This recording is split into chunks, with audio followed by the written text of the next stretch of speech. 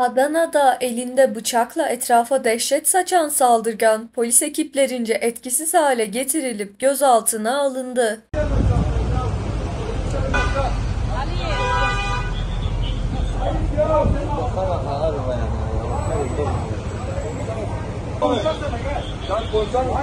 Gitme. Tamam bakıyor gel. Tamam gel.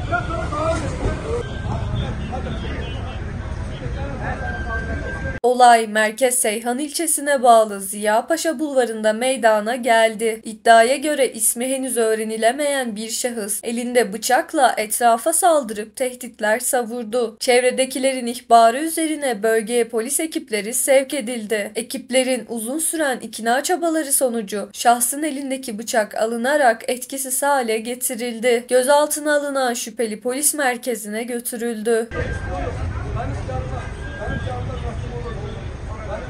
Çok